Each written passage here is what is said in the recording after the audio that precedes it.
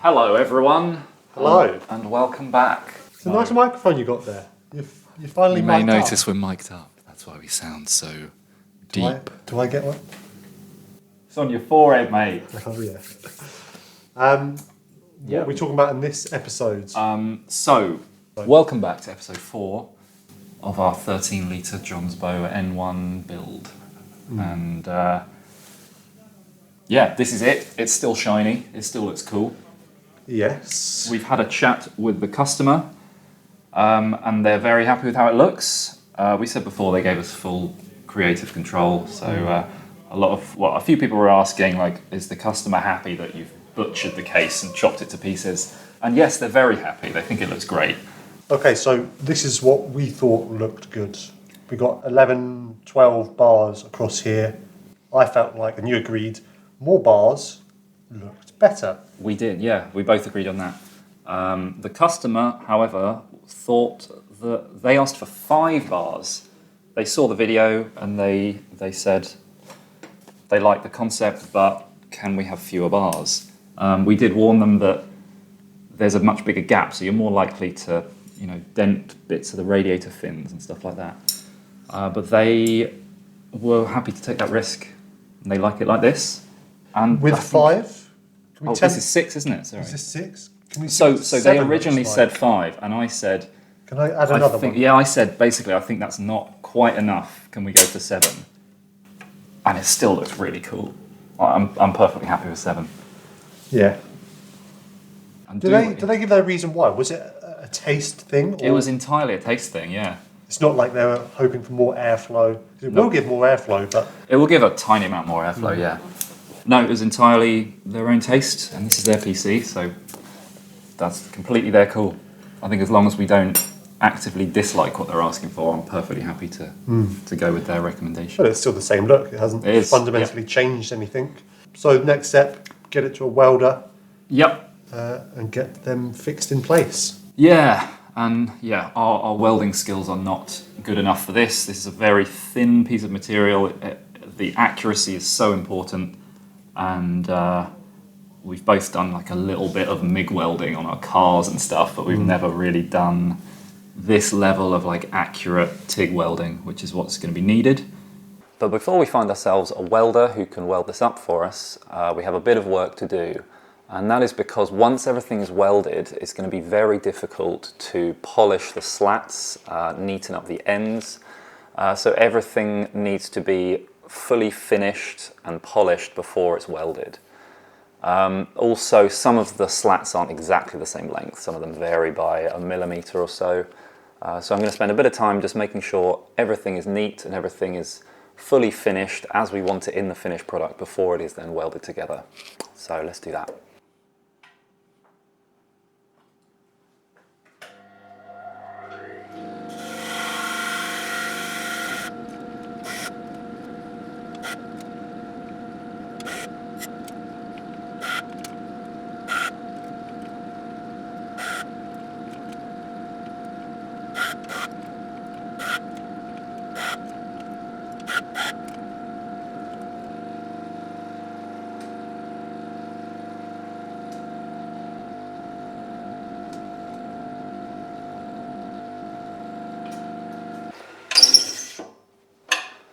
Right, so everything is exactly the same length.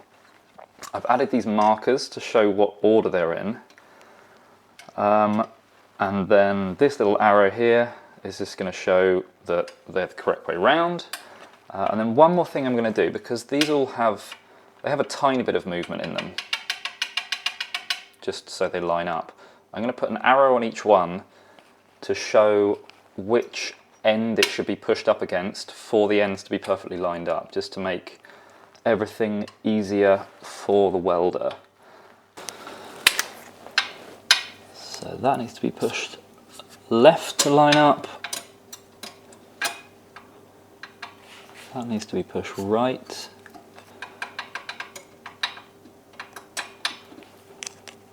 That's right. And then all of those are wedged in.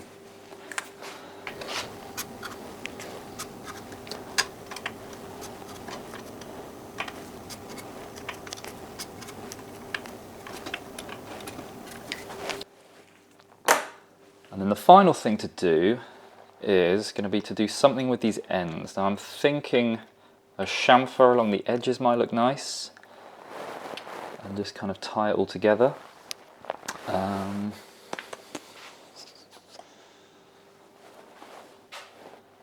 Yeah, let's do a chamfer. And I think rather than trying to do these on the disc sander, where one slip and I've ruined it, I'm just going to use this piece of sandpaper, use my finger to align it on the flat, and then that way they should all match nicely.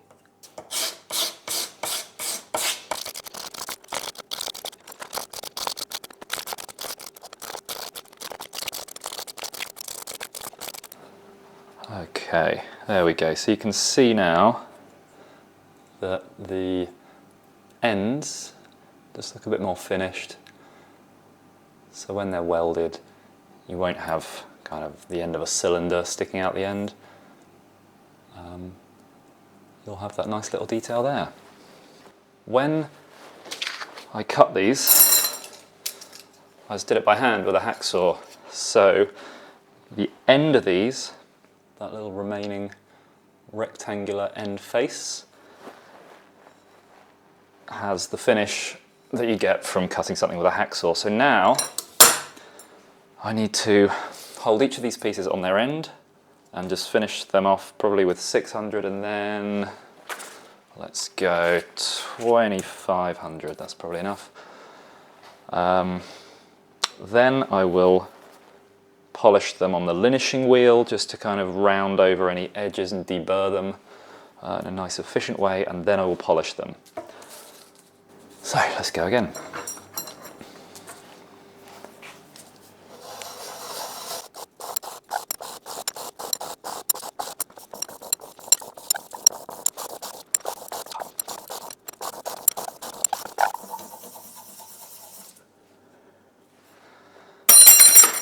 Nice.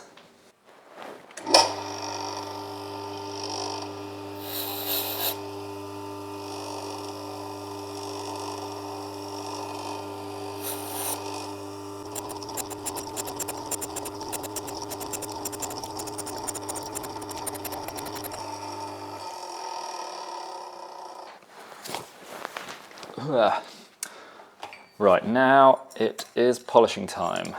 I mean, they're not quite going to be jewellery level finish, but should be most of the way there. So I'll get my trusty sock, and I think I'll do all the ends first and then do the shaft part afterwards. That's come up really nice. Right, I'm not going to make you watch all this. Let's skip to it being done. And there it is. Obviously that polished off all my useful Sharpie markings, so I had to take a note of which one I was doing and then draw it back on afterwards. Let's see how this looks.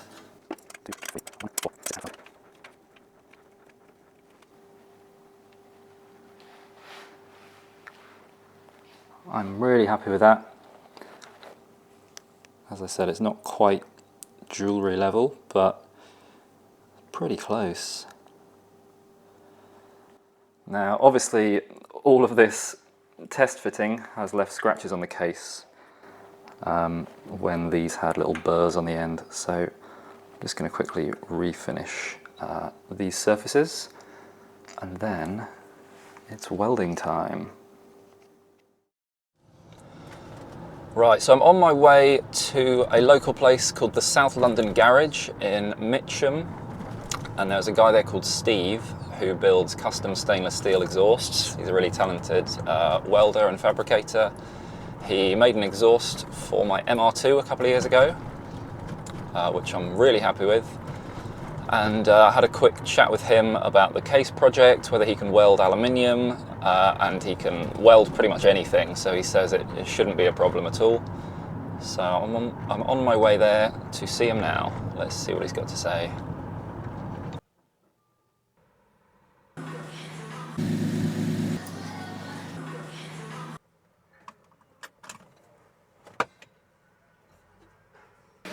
How you doing, Steve? Not too bad, not too bad. How you doing? I'm all good, man. So, what are you thinking about our case? Is it going to be a tricky job? It's going to be a little bit tricky, but doable. How long have you been a welder for? Cool, blimey. Probably been welding since I was about 18, and I'm 48 this year, so coming up 30 years. Wow, okay, so you're definitely the man for the job. Yeah, on aluminium is a bit more forgiving, in my opinion, than stainless steel. Right. You can play with it a little bit more. But being the gauge, what we're welding today, it will be, delicate. Yeah, okay. So Steve and I were staring at this for a good 20-30 minutes trying to figure out how to accurately align all these slats. Just trying to think out of the box at the moment. If I'd planned ahead, I probably could have 3D printed or laser cut some kind of template that would sort of fit over the top of them all and hold them in the right place. We tried measuring it and we couldn't get it accurate enough. So the space between that and that, it won't work like that. But Steve figured it out.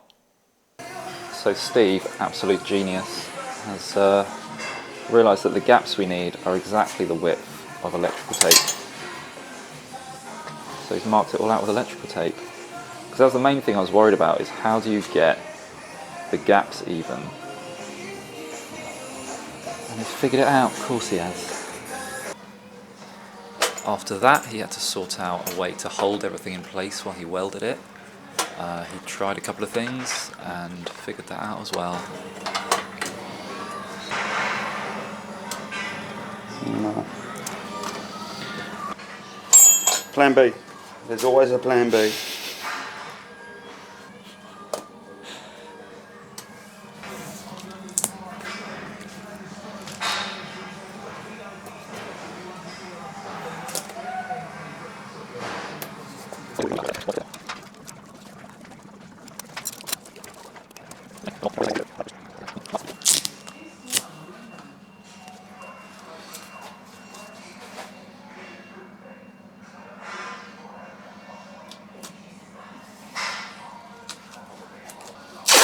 Why does gaff tape never rip nicely when you want it to?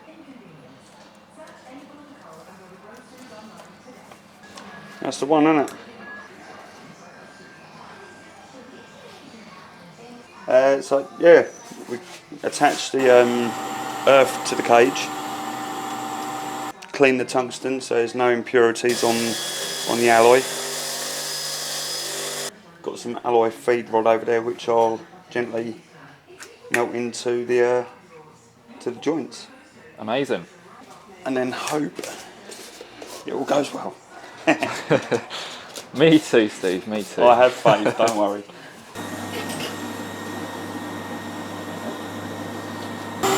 Got the mask.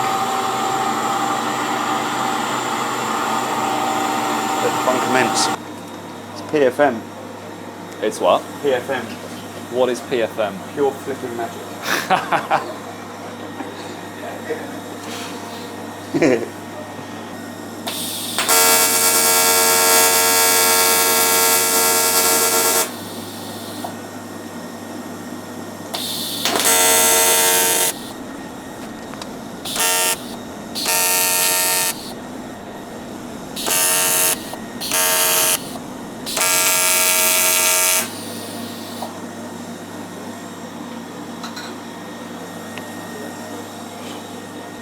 I think this is probably the most scariest thing I've done. Being know how delicate and one time.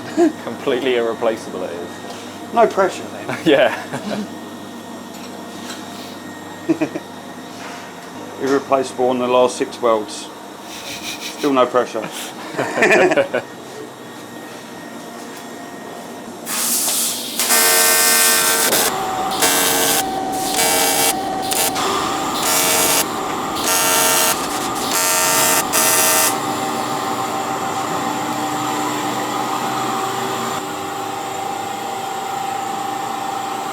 Does look really cool. Amazing job, Steve. Was it harder or easier than you thought it would be? A little bit nerve-wracking, knowing that it's a one-off. Yeah. But always up to the challenge. You've done an awesome job. Thanks so much. No problem at all.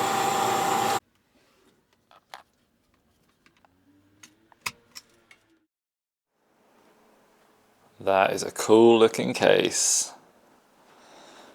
Now it needs a good amount of cleaning up and polishing. There's a lot of burn marks and yeah, various bits to clean up after the welding, which is as expected. But there's not really anything else to do with the case now until the final assembly, because we're just going to scratch it up more. If we get it fully polished now, we're going to be continuing to put the internals in and out of it and just scratch it up more. So this is done until the final assembly, at which point I've probably got several hours of polishing to do on it. So it's now time for arguably my favourite part of any water-cooled build, and that is the plumbing. And it's going to be pretty tricky, because look at the inlet and outlet ports on the radiator, and then the ones on that radiator. There's a lot of piping to go in lots of places where there isn't space. But I can definitely do it. Let's do a little dolly zoom. That wasn't bad. All right, plumbing time. And I've been staring at this thing for maybe an hour, just visualizing where the pipes are going to go. And I think I've got a pretty good idea now. We're going to be doing this all in copper where we can. However, it needs to, we need a way to fill it with water. So we can't just plumb everything in, attach it, because there's no way for the water to get in. So one pipe is going to have to be flexible, I think. So I think I'll do everything in copper except here, the inlet of the monoblock to the outlet of the final radiator is going to have to be a flexible bit of pipe, so we can do everything else, undo that, bend that pipe out the way to be able to fill it with water. I mean, that in itself is going to be tricky without a reservoir, but it's doable. And we need a way to drain it as well, to flush out the coolant. So that flexible pipe needs to be on the outside somewhere. So if I have it on the top, we can then turn the whole PC over and undo it, drain the water out when we need to, without all that water pouring all over a 4090. So immediately, by far the most difficult part is going to be here, because we've got these ports going in and out of the radiator here, going directly into this piece of MDF. And even with the smallest possible fitting, right angle fitting, even if we could fit in that gap, which it looks like maybe 12 millimeters or something, the only place it can go is out this way, and that is the end of the case. It's just right over the end, so there's literally no space. So we're going to need to do some more modifications to the central spine. So I'm gonna basically project these circles onto there and then cut those shapes out. And then it's all going to have to kind of go along the top here or down the bottom here. That does mean that this bit of the spine is going to become fully separated, and that's not particularly important because the radiators are literally touching each other, so there's not really going to be any flex with the two ends of the spine kind of bending out like that. However, when I do the final spine, I will probably keep them all as one piece just by extending the MDF a bit further in, just covering a tiny bit more of the fan in order to keep this as one piece. So I'm going to mark that out, take it all apart, cut those holes where they need to be, and then the other thing to think about is the plumbing from the pump, because everything is this side except the pump. So the pump plumbing needs to go over this side, and we've got this nice little bit of MDF here, so I can just cut that out and that will allow both of the pipes to come over wherever we want them, as well as all of the wiring, which comes from the power supply. So that's going to come out, go directly up, and the majority of it is going to have to snake its way over to all the components on the other side of the board. Right.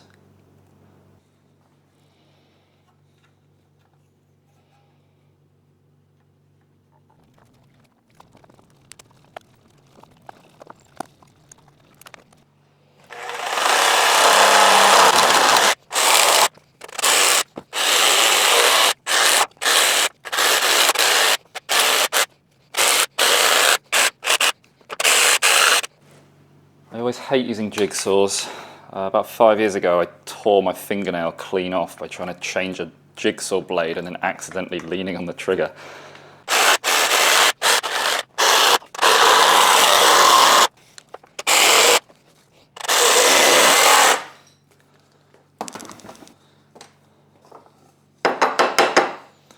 Right, there it is. There's not much of it left. But that should be everything cut away that was going to be in the way. So let's put it back together.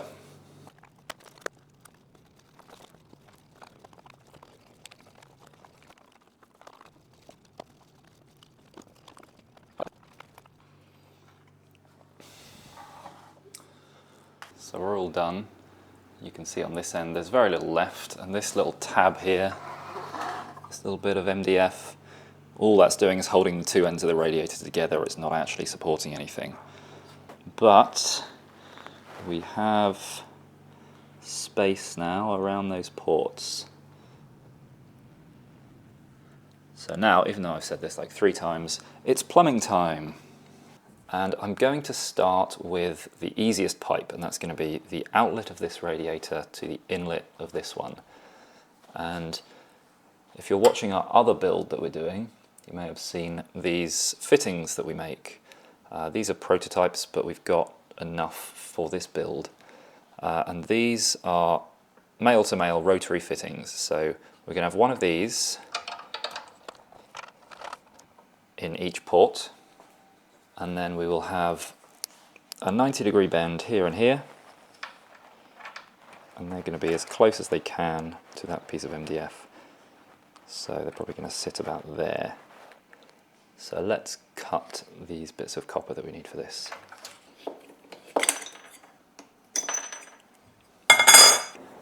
So that's all the copper pieces cut for our first pipe, and it goes together like this. We've got 2 little small pieces that take the solder-in brass fittings. So one in there and one in there.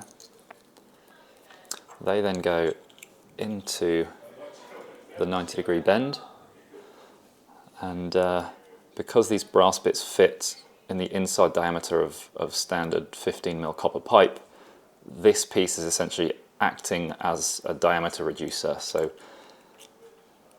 there's not really any pipe on show, and we're going to have to do 2 solders, the fitting to the pipe and then the pipe to the brass bit, but it should all kind of function as one process just by feeding the solder in. So that's there, and then that joins them together like that. Quick test fit, looking good, so time to solder. And the first thing to do is to flux the inner and outer faces of every single join, and we've got 6 joins here, so I'm just adding flux everywhere. You don't want to have any dry spots anywhere. Every face needs to be completely coated. So that is now all fluxed up and ready for soldering. And I'm going to be heating from this side and soldering from this side. And the reason that you do that is because you need to know that all the area where your solder is going to go needs to be hot enough for the molten solder to flow around it. So if I were to heat from here and solder from here, this side might be cold, and I might think I have a solid copper solder joint, but it might not have made it to the other side. So by doing it one side and the other side, you know that everything is hot enough, so your joints are going to be solid.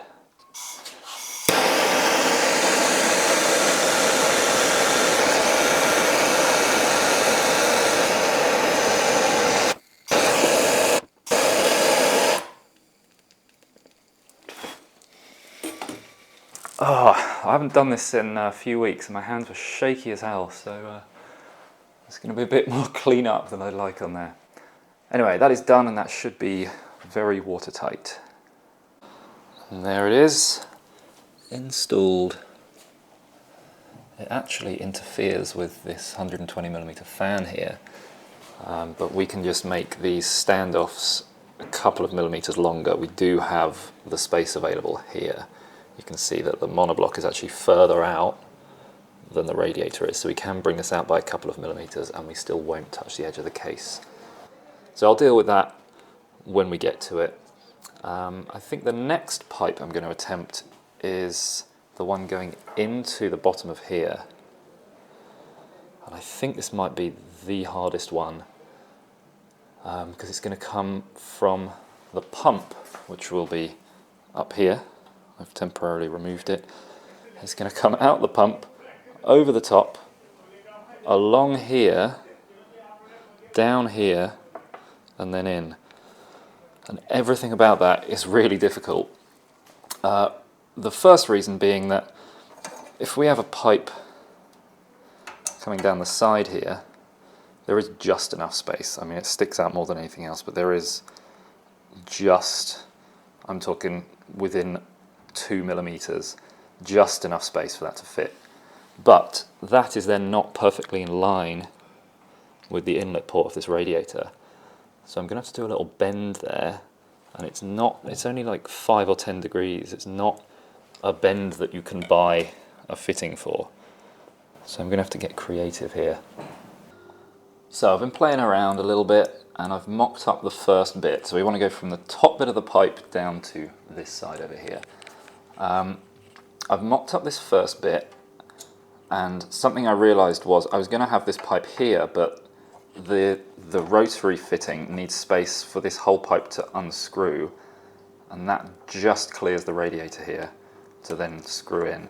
And I didn't want to have to attach this before putting the radiators in, because the order of assembly would get to the point of being ridiculously difficult. So I've made it slightly easier for us when we assemble it. So I also need to, everything I'm doing, I need to think where other pipes will go, because the inlet of the pump needs to come out of the monoblock exit, go over the top and then down into there.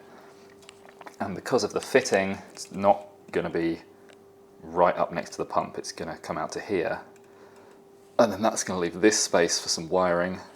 And we may need to punch some more holes through the central spine to get the wiring through. Anyway, that's there. And then over this end here, the downward pipe needs to be touching, literally touching this fan to fit. And there's a little kind of groove in the middle of the fan, and it needs to sit within that groove. So it has to go here, not there, here. So the pipe's going to go down there, which means that this pipe is going to come along here at some point, go over there, and then go down. So I'm thinking something like 245s will do that, with enough space to clear this inlet to this radiator, with a 90 there, and then join here to here with a pipe.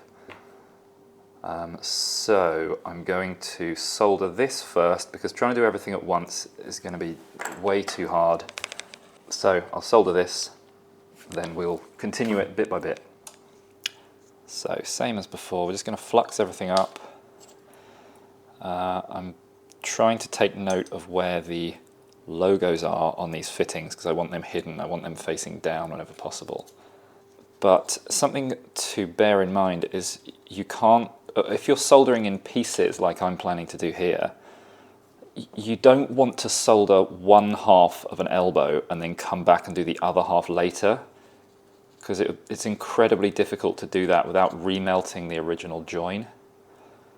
So when I said I was going to do this little run and then add the pipe later, I'm actually going to add the pipe now and then chop it down to length, because otherwise I'd have to come back later and solder just the pipe into the fitting that's already soldered on the other side, and that would compromise the join.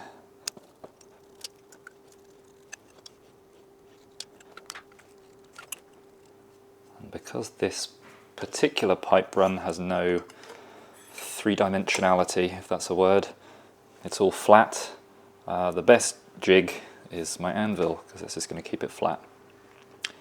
Although I do want to lift this end of the pipe up to account for the thickness of the fitting that's going to go into the other end to keep that flat. So I'll get a bit of something just to hold that up. That's my bit of something. A piece of copper, which is actually made from a cut and flattened copper pipe, so it's the perfect thickness. Just going to flatten that.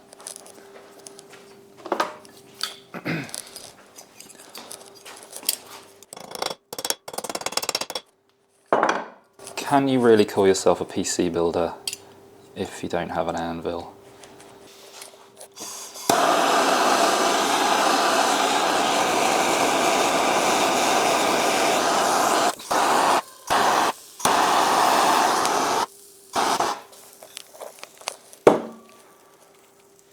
Again, not the best job, but better than the last one. I seem to slowly get better and better throughout a build, until at the end I'm pretty good, and then the start of the next one starts all over again. Not terrible. And here is that piece back on. So I've mocked up the next bit.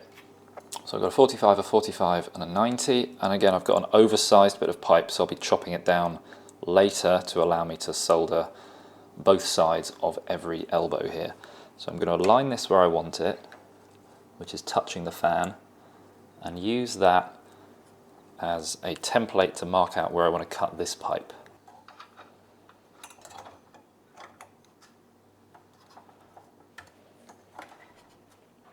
Perfect. Perfect.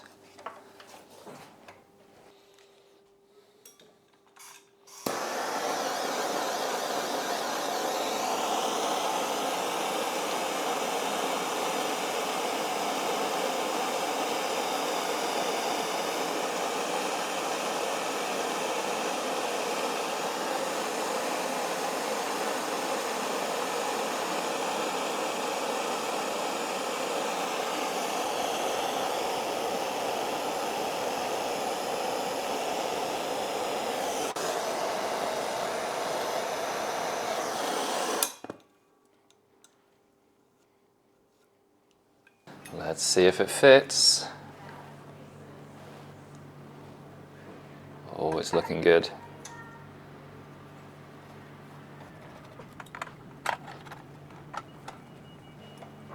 Oh, amazing.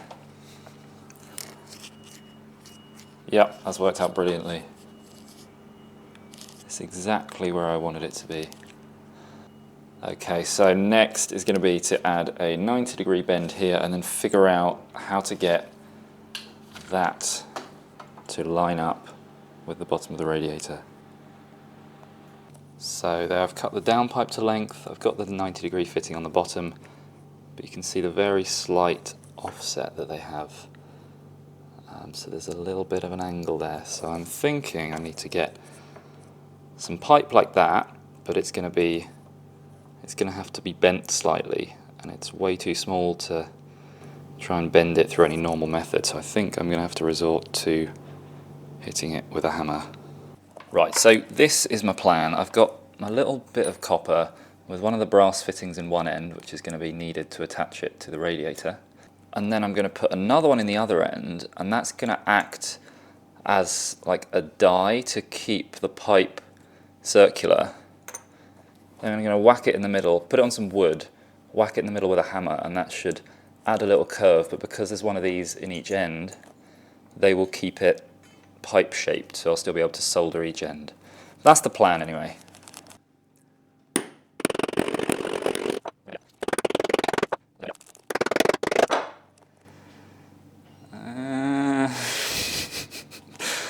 This is not working.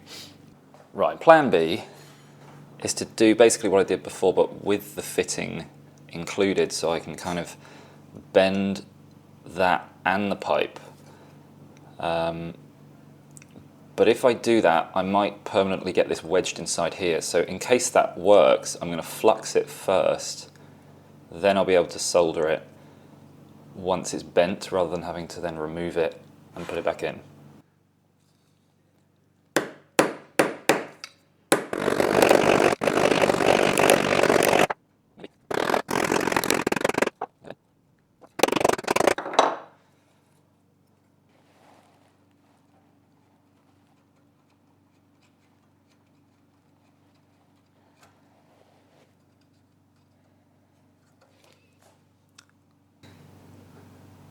It doesn't look amazing.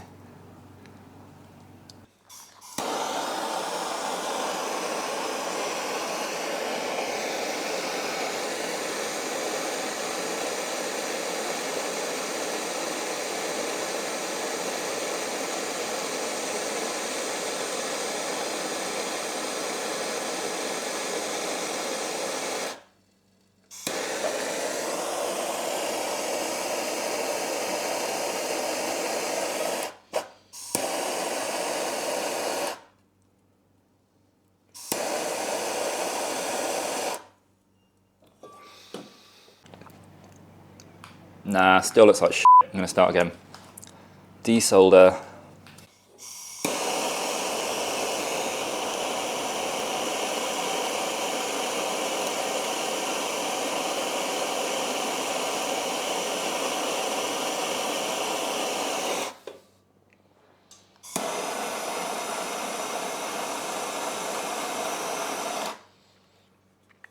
So I forgot that this exists.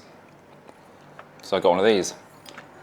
I'll just chop it here, put a little bend in here, and then solder this to the inside of that 90-degree bend, hopefully.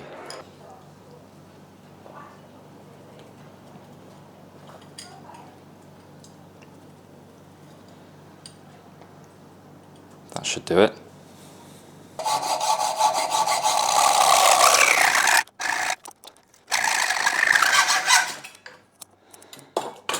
That's so much better than before. I'm so glad I didn't settle for that bodge job that I did before. Right, let's get this soldered. I've never actually tried soldering the flexi bit of one of these into a pipe before, but it is a tight fit, which is good. My tactic is to just put plenty of flux on and kind of pack it with solder to try and fill up these grooves. I'll obviously leak test the finished pipe afterwards just to check. So I've got the flexi bit going into this elbow facing down, so my thinking is that gravity will kind of help fill that up with solder. Like I said, I've never done this before, so let's see how it goes.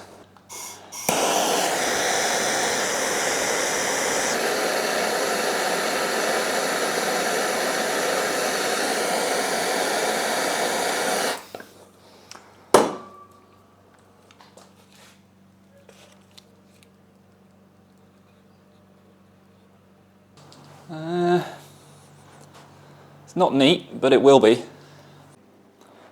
So next up, it's going to be the pipe from the outlet of this top radiator to the inlet of this one. So I think it's just going to be a couple of 90-degree bends, and hopefully that will line up nicely. And there it is, mocked up in place. It's starting to look pretty cool, isn't it? Okay, let's get soldering again.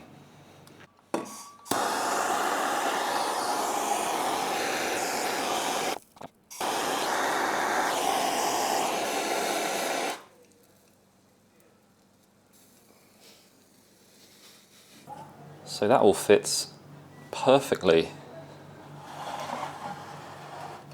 I had to take into account what I mentioned earlier about this radiator will be a couple of millimeters further out than it was, and it is now, so that's why it's at a slight angle, because this is pushing it out to where it will be, whereas the bottom is kind of just wedged in place underneath. But that'll be fixed properly during the final assembly. I love it. It's looking so cool. I'm really, really happy. This end in particular just looks crazy. Looks like an old boiler or something. There's one more pipe run to do, and that's where I'm going to leave it for today. So that's going to be the outlet of the monoblock to the inlet of the pump. The only remaining tubing run is going to be the outlet of this radiator to the inlet of the monoblock. But as I mentioned earlier, that's going to be a flexible hose. So I'm going to do a bit of research into which fittings I want at each end of that, since that's not going to be copper. So I think what we'll do is solder directly to the block, but so it's all removable and easy to work with now, I will just kind of place the fitting over there where we want to solder it, and then we'll deal with the direct soldering to the block again just before the final assembly. So I haven't really worked out what I'm doing here yet. Let's have a little play. So things I'm trying to bear in mind while planning where this last pipe run will go are this cutout in the MDF. This is where 2 pipes and as much wiring as possible are going to come through. So I don't want a pipe to come up here and have any kind of straight section running along here, because that's going to block off a lot of the pipes. Sorry, a lot of the wiring, a lot of the space for the wiring. So I don't want anything like that.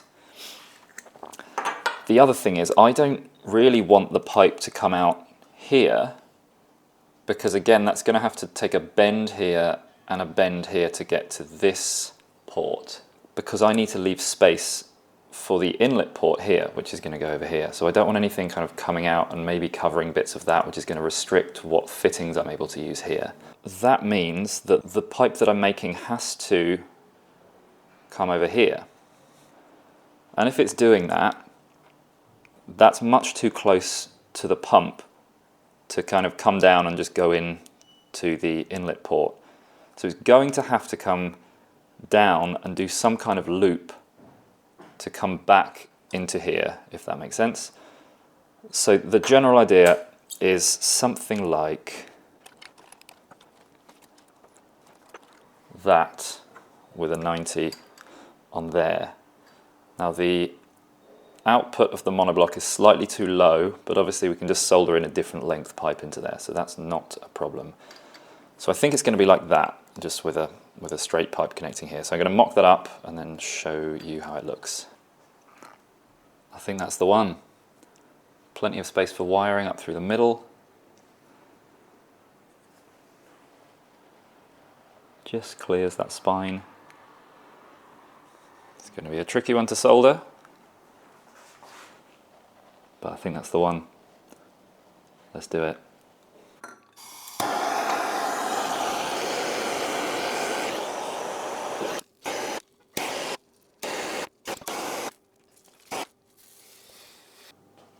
And at long last, all the soldering is done. So all the copper pipes are finished. I've leak tested them all. They all hold 30 psi. And now I need to clean them up. So there's a few different stages I'll go through to clean them up. I've obviously done quite a messy job in places like this. There's a lot of big bulges of solder hanging out the side. So there's several stages to this. Firstly, if there's any really big blobs like this, sometimes to save a lot of time you can just grab them with some pliers and kind of crush off the bulk of it. After that, I use a Stanley knife, and I've got a carbide blade in here, and that just doesn't get blunt. So any kind of blobby bits that aren't big enough to grab with pliers, you can just shave them off.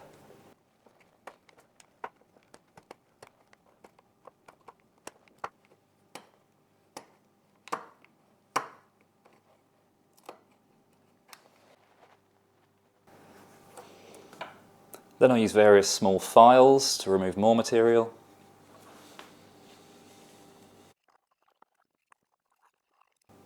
Then I'll use some sandpaper, various grades, to remove the rest of it.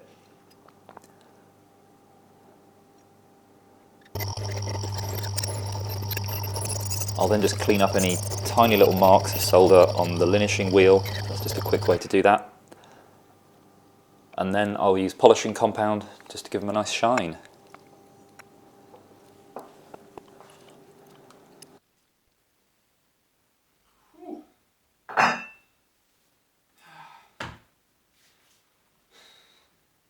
Here they are, guys. I've not quite gone for the final polish because obviously these are going to still be handled for a couple of weeks while we finish the rest of the PC. So being copper, they're going to turn brown again.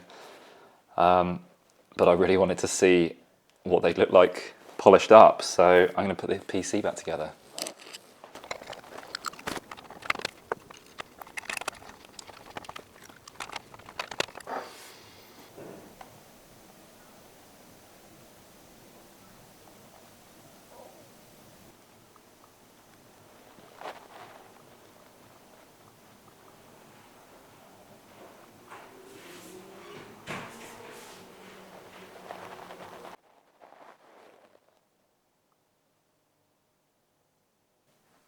That is definitely the most difficult plumbing job I've ever done. But it all fits. Oh, I'm so happy. So we're going to leave it there for today, guys. Thank you so much for watching. There's still a huge amount of work to do. It's come together so nicely and I'm absolutely psyched with how it looks. But we still need to remake this central spine, make a custom rear panel, wire the entire thing, do a bit more plumbing. Dean has been busy for a couple of weeks. You may be wondering why he was at the start of the video and hasn't been in it since. But we've managed okay, I think, without him. Yeah, I'm thrilled. It looks awesome. Let me know what you guys think. If you like it, please do let me know. Subscribe to the channel and all that stuff. And we will see you next time. Take care.